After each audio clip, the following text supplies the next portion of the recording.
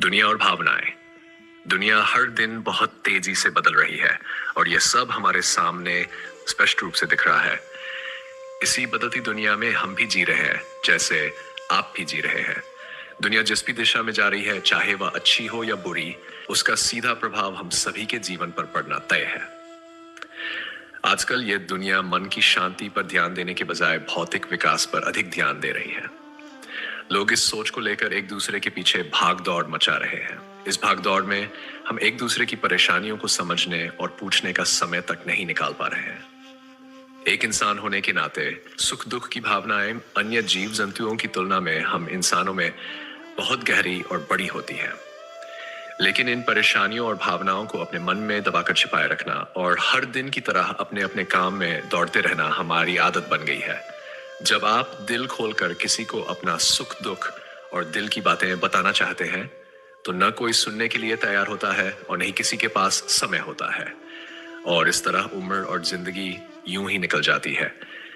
यही सच्चाई है। इसलिए जिंदगी में कई सारे सुख दुख के अनुभवों को खुद ही सहन करना पड़ता है।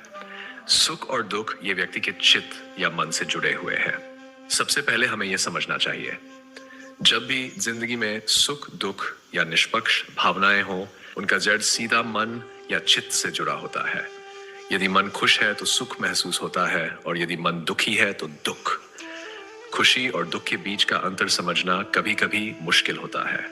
यदि मन निष्पक्ष या न्यूट्रल रहता है तो उसे संतुलित मन कहा जाएगा।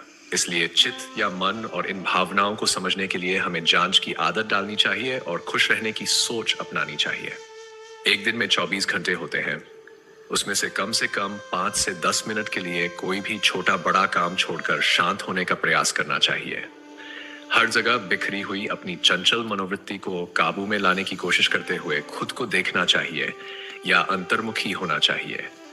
खुद को पहचानने या समझने का प्रयास करना चाहिए और अपने मन की गहराइयों को जानना चाहिए। जब ऐसा किया जाता है तो कई सारे दुख और परेशानियां अपने आप शांत हो जाती हैं। ऐसा कई लोगों ने किया है और इसका अच्छा परिणाम पाया है। ये सारी बातें कोई सड़कों पर सुनी सुनाई बातें नहीं है, बल्कि इसमें हमारे हजारों साल के ऋषि मुनियों की तपस्या है। यही सत्य है और हमें चेतना के इन सत्यों को जानना है। जब आप इस दिशा में जाकर चेतना के सत्यों को पहचानोगे, तो आप में सत्य का अनुभव एक पर्वत की तरह बन जाएगा। अनुभव का यह पर्वत आसानी से हिलाया नहीं जा सकता।